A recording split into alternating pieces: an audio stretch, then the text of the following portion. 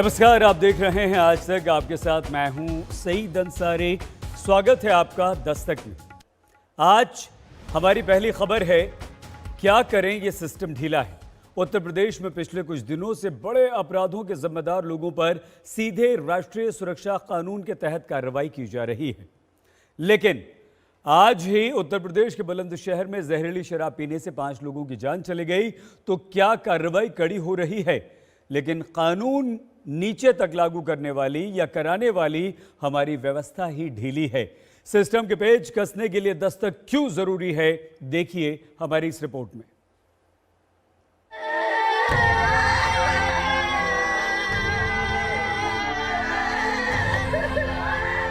सरकार जहरीली शराब की घटनाओं को लेकर के बहुत कठोर का नियम बना चुकी है, कानून बना चुकी है।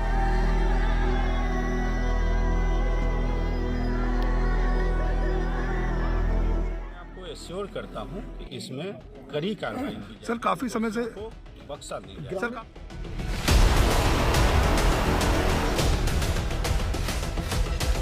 तो कड़ी कार्रवाई और नशे तक की कार्रवाई हम लोग सुनिश्चित करेंगे।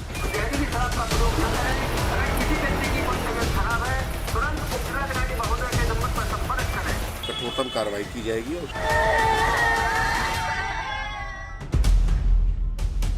कार्रवाई का शोर इतना मचा दो कि प्रशासन की करतूतों से आम आदमी के घर का मातम दब जाए।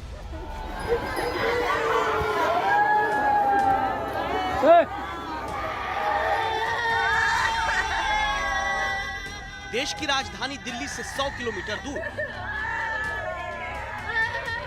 उत्तर प्रदेश की राजधानी लखनऊ से 500 किलोमीटर दूर 5 घरों के भीतर मची इस चीख पुकार में देखिए इस मासूम बच्चे को, जिसे पता भी नहीं कि यहाँ क्या हुआ।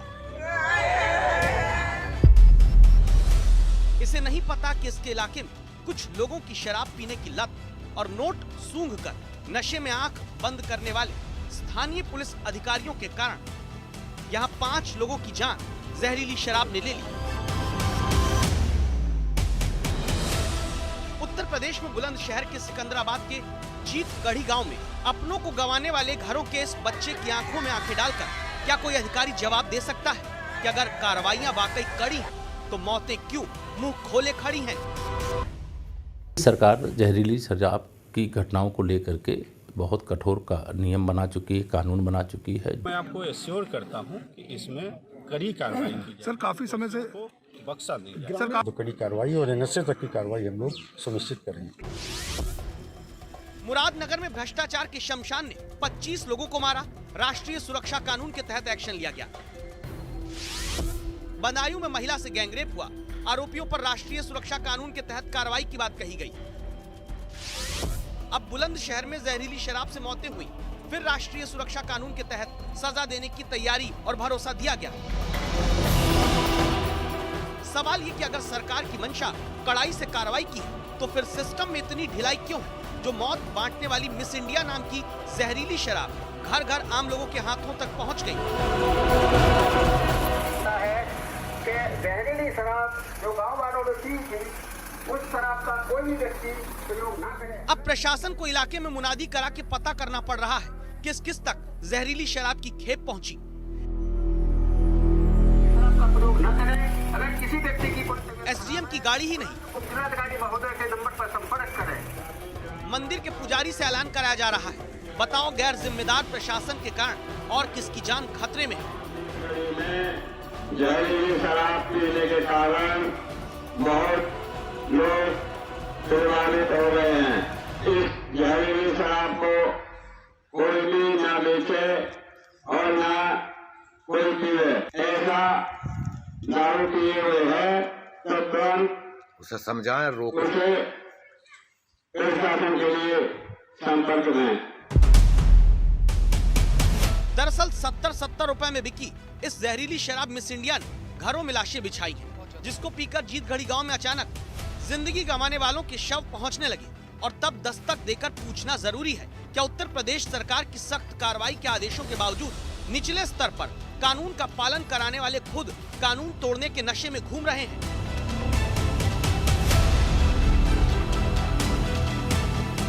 तो गांव में शराब बिकती थी, ये आपको मालूम था? ये तो सब पता है सर। ये तो किसी गांव में किसी ने आवाज नहीं उठाई? किसी ने कुछ नहीं किया। जब बिकती थी तब किसी ने कुछ नहीं किया, अब जाकर लोग मरने लगे।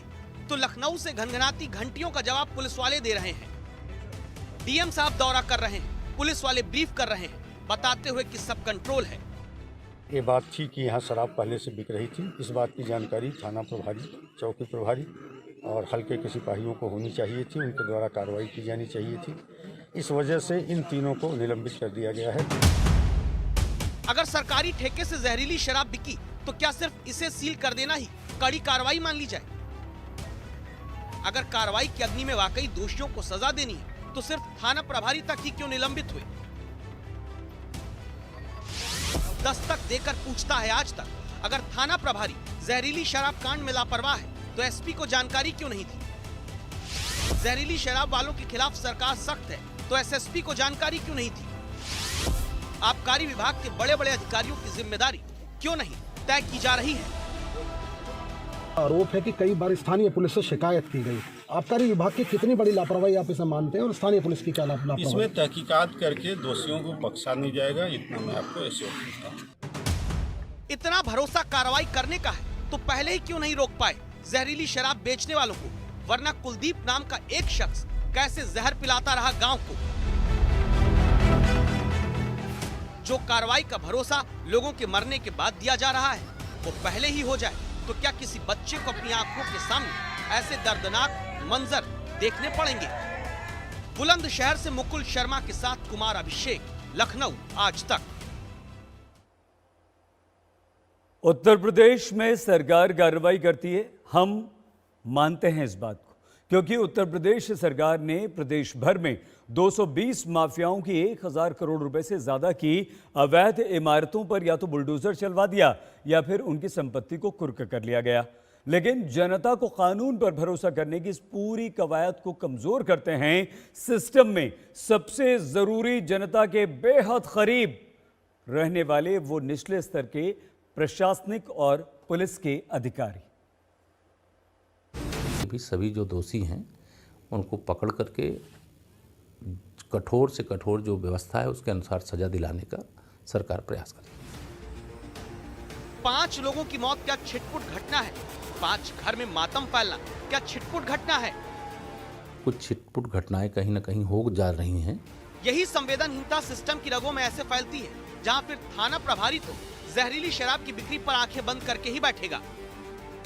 सूचित किया जाता है कि यदि किसी व्यक्ति को नशीला पदार्थ या शराब पीने के कारण तबीयत खराब हो तो तत्काल अपना इलाज सरकारी अस्पताल या प्राइवेट हॉस्पिटल में सुनिश्चित करे। कोई भी व्यक्ति नशीली शराब का सेवन नहीं करेगा। आगे से उप जिलाधिकारी महोदय सिकंदराबाद।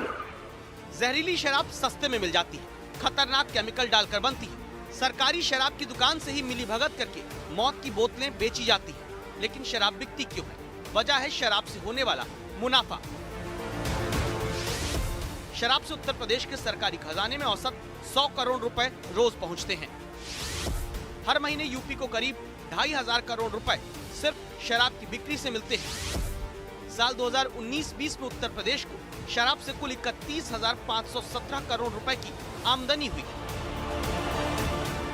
इसी राजस्व को जुटाने के लिए देखिए मऊ में क्या हो रहा है। महिलाओं को हटाया जा रहा है, पुलिसकर्मी धक्का दे रहे हैं। महिला पुलिस यहाँ महिलाओं को वैन में बैठाकर हिरासत में ले रही है।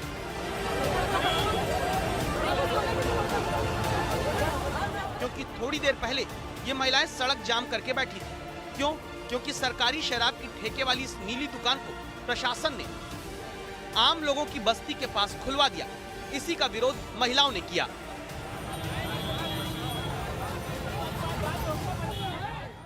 शराब भट्टी खुल रही है, हम लोग के भी बच्चे हैं, पुलिस वाले कह रहे हैं ये सरकारी जमीन है, सरकारी जमीन पर सर अस्पताल बनवा दीजिए, कोई विद्यालय खुलवा दीजिए, तो हम लोग के बच्चे का उद्धार हो जाएगा, विकास होगा। शराब भट्टी से क्या विकास होगा? एक शराब भट्टी बगल में है सर हम लोग के। हम लोग के भी बच्चे तो पढ़ लिख रहे हैं, शिक्षित बनेंगे कि कचड़े में रहेंगे सर? शराब के अलावा कमाई के दूसरे तरीके कभी कहीं की कोई सरकार नहीं सोचती। क्योंकि शराब सोने के अंडे देने वाली मुर्गी सरकारी खजाने के लिए होती है। इसलिए शराब के वही सरकारी ठेकों के बीच जहरीली शराब बेचने के अड्डे भी बन जाते हैं। कुमार अभिषेक, लखनऊ, आज तक। एक पुरानी कहावत है कि गांव बसा नहीं, लुटेरे पहले आ गए। जिस कोविन ऐप की मदद से सरकार करोड़ों लोगों को कोरोना वैक्सीन लगवाने की तैयारी कर रही है, उस ऐप के आने से पहले ही उसके नाम का इस्तेमाल करके फर्जीवाड़ा शुरू हो चुका है। और ऐसे ही झूठ से आपको आपके पैसे, आपके धन को बचाने वाली दस्तक अब हम दे रहे हैं। कोविन ऐप पर अब तक कोरोना की वैक्सीन लगवाने के लिए रजिस्टर कराया है? नहीं जी, कोविन ऐप पर तो रजिस्ट्रेशन नहीं कराया जी। अगर नहीं कराया है तो हम आपको एक लिंक भेज रहे हैं, आप उस लिंक को डाउनलोड करिए और खुद को रजिस्टर करिए ताकि जल्द से जल्द आपको कोरोना की वैक्सीन लग सके। ओके, ठीक है। फोन पर इस तरीके की बातें करने वाला शख्स धोखेबाज हो सकता है और वो आपकी निजी जानकारियां चोरी कर सकता है। वैक्सीन लगवाने की जल्दी आपको भारी न पड़ जाए, इससे सावधान रहने की दस्तक आपको आज तक दे रहा है।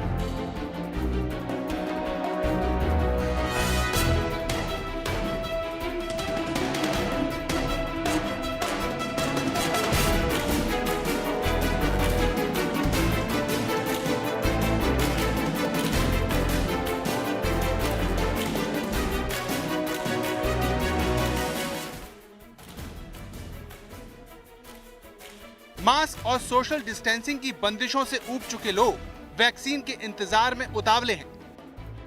अगले कुछ मिनटों में आप इन तस्वीरों में छिपे उस खतरे को जानने वाले हैं जिसका शिकार आप भी हो सकते हैं। मास्क और सोशल डिस्टेंसिंग की बंदिशों से ऊब चुके लोग वैक्सीन के इंतजार में उतावले हैं। कोरोना मर जाएगा, मेरे आसपास भी नहीं आएगा। सुपर एक्साइटेड हूँ मैं अभी। कोरोना से छुटकारे की इसी जल्दी ने कैसे फर्जीवाड़े को अवसर दिया है, उसकी मिसाल कोविन ऐप है। कोविन यानी कोविड वैक्सीन इंटेलिजेंस नेटवर्क नाम की वो ऐप जिसकी मदद से लोगों को कोरोना की वैक्सीन लगाई जाएगी। किसे, कब और कहां पर कोरोना का टीका लगेगा, सरकार और जनता दोनों को यही डिजिटल प्लेटफॉर्म आगे का रास्ता दिखाएगा। 8 दिसंबर को केंद्रीय स्वास्थ्य सचिव राजेश भूषण ने कोरोना पर अपनी प्रेस कॉन्फ्रेंस में कोविन ऐप के बारे में देश को बताया और कहा कि कोरोना वैक्सीन बांटने में कोविन नाम का डिजिटल प्लेटफॉर्म काम करेगा।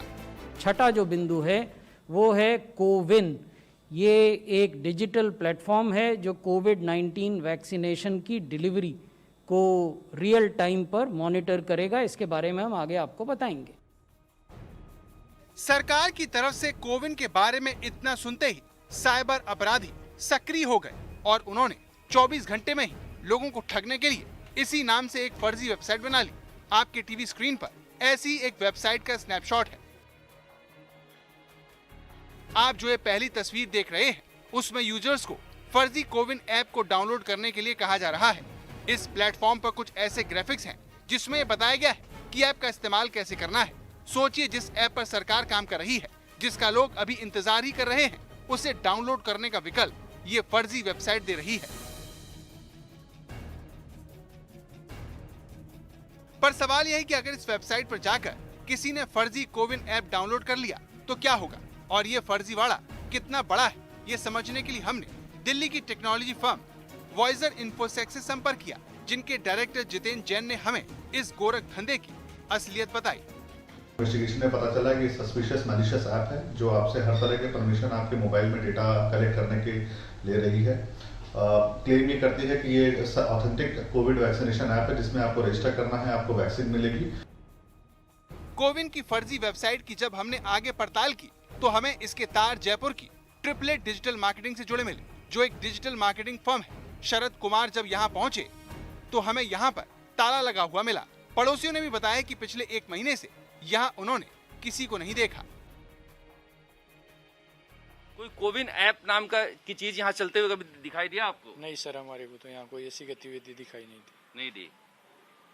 तो देखा जा सकता है कि ये बंद पड़ा हुआ है और इस तरह से यहाँ पर अपार्टमेंट में कई फ्लोर हैं, कई फ्लोर पे लोग रहते हैं और इस अपार्टमेंट में जब ये एंट्री है, बाहर से तो बंद था ही, जब यहाँ पहुंचे हम तो ये ताला लगा हुआ था और बताया जा रहा है कि हाँ कोई नहीं रहता है।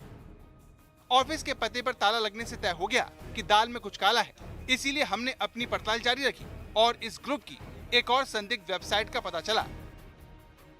इस प्लेटफॉर्म पर सेबी यानी सिक्योरिटीज एंड एक्सचेंज बोर्ड से संबंधित कंटेंट पाया गया, जो निवेशकों को रिफंड के मकसद से जानकारी मुहैया कराने की ओर ले जाता है। इसका अधिकतर कंटेंट सेबी की आधिकारिक वेबसाइट से लिया गया है। यहाँ तक कि फर्जी सेबी पेज फर्जी कोविन ऐप की ओर एक डाउनलोड लिंक को भी अपलोड करता है। यही नहीं, नेटवर्क का एक ऐसा पेज भी है जो भारतीय सेना में भर्ती होने के लिए यूजर्स को कहता है। कुल मिलाकर कहानी यह है कि इन प्लेटफॉर्म का इस्तेमाल लोगों की निजी जानकारी जुटाने के लिए हो सकता है, जिससे किसी का भी बैंक अकाउंट खाली किया जा सकता है। कुछ साइबर अपराधी कोविन या दूसरे मिलते जुलते नामों के ऐप बनाकर उनकी जानकारी और उनके बैंक अकाउंट के पैसे उनसे मांगेंगे। वो सिर्फ ये कहेंगे कि ये सरकारी ऐप है और आप छोटी मोटी रकम 100-200 रुपए दीजिए, और इस बहाने से उनके बैंकिंग डिटेल, यूपीआई इत्यादि की जानकारी प्राप्त करते हुए उनके खातों से रुपए उड़ाने की कोशिश करेंगे। इन्हीं खतरों को देखते हुए स्वास्थ्य मंत्रालय ने इस तरह की फर्जी वेबसाइट से सतर्क रहने की सलाह दी है, लेकिन इसके बावजूद गूगल प्ले स्टोर पर कोविन नाम की ऐसी ऐप उपलब्ध हैं, जिन्हें लोग असली कोविन ऐप समझकर डाउनलोड कर रहे हैं। कोविन का वैक्सीनेशन पूरे देश में सही ढंग से हो, इसके लिए सरकार ने एक कोविन ऐप यानी कोविड वैक्सीन इंटेलिजेंस नेटवर्क बनाने का प्लान बनाया। लेकिन ये ऐप सरकार बनाकर लाती उससे पहले ही ऐप स्टोर्स पर कई ऐसे फर्जी ऐप आ गए हैं, और आज दस्तक में बात इसी की। दस्तक में आज पड़ताल ऐसे तमाम फर्जी ऐप्स की जो आपको ठगने की कोशिश कर रहे हैं। तो शुरुआत करते हैं। ऐप स्टोर पर जाइए और आप लिखिए कोविन। आप जैसे ही कोविन लिखेंगे और फिर आप सर्च करेंगे तो दो ऐसे ऐप्स हैं जो बिल्कुल ऊपर में आते हैं। एक के आगे लिखा है कोविन अ स्मार्टर वे। यह ऐप लिखता है CoWIN is design to help Indian citizens. लेकिन क्या ये ऐप सही है? बिल्कुल नहीं। जब आप उस पर क्लिक करते हैं आगे तो लगभग 10,000 डाउनलोड्स इस ऐप के हो चुके हैं। एक दूसरा ऐप आता है, उसके आगे भी कोविन, उसमें जो वाईफाई के सिग्नल्स होते हैं उसका लोगो है और उसके साथ एक नाम लिखा हुआ है। ये भी एक चीनी नाम है। जब आप इस ऐप को भी खोलते हैं तो 10,000 डाउनलोड्स इस ऐप के भी हुए हैं, 10,000 से ज्यादा। लेकिन ध्यान रखिएगा, ये दोनों ही ऐप, चाहे वो कोविन स्मार्टर वे हो या फिर ये दूसरा कोविन ऐप हो, ये वो सरकारी ऐप नहीं है जिसके जरिए सरकार कोविड के वैक्सीनेशन की तैयारी कर रही है और पूरी रजिस्ट्रेशन के लिए जानकारी इकट्ठा कर रही है। अक्सर लोग ऐप डाउनलोड करते वक्त उसकी विश्वसनीयता के बारे में ध्यान नहीं देते और ऐसे ऐप डाउनलोड कर बैठते हैं जो सुरक्षित नहीं होते। इसका नतीजा ये होता है कि साइबर अपराधियों तक आपका डेटा पहुंच जाता है और आप उनके रहमो करम पर निर्भर हो जाते हैं। टके शेर भाजी टके शेर खाजा, कहानी सुनी होगी आपने अंधेर नगरी की। मतलब यानी ऐसी जगह जहां योग्यता के आधार पर सम्मान नहीं मिलता। कुछ ऐसी ही कहानी है बिहार की, जहां हजारों BA, MA, BTech, BSc, BCom pass बेरोजगार नौजवान चपरासी बनने के लिए इंटरव्यू की लाइन में खड़े हैं। बेरोजगारी देने वाली नीतियों पर दस्तक देती यह हमारी रिपोर्ट। नाले में ये लोग जो पुलिस की लाठी के डर से भाग रहे हैं, ये कोई अपराधी नहीं। इनका अपराध बस ये कि ये बेरोजगार है। बिहार के बेरोजगार, वो बिहार जहां 2 महीने पहले सियासत, 10 लाख नौकरी, 19 लाख रोजगार, हर बेटी को नौकरी के नारे लगाकर वोट ले चुकी है।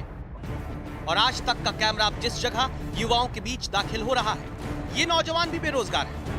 ये वो होनहार हैं जिनके माता पिता इन्हें उच्च शिक्षा दिलाते हैं और सत्ताधारी इन्हें चपरासी भर्ती की लाइन में खड़ा कराते हैं।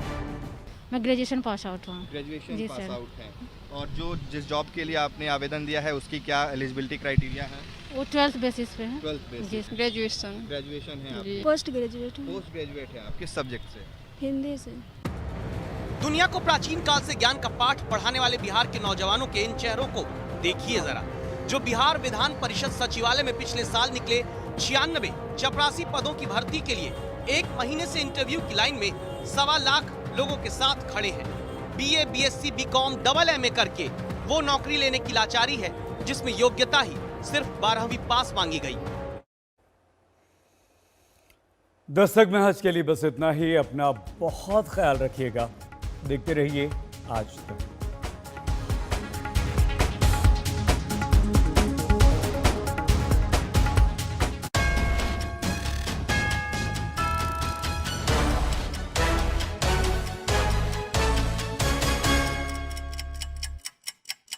नमस्कार, मैं हूं अंजना ओम कश्यप। हमें उम्मीद है ये वीडियो आपको पसंद आया होगा।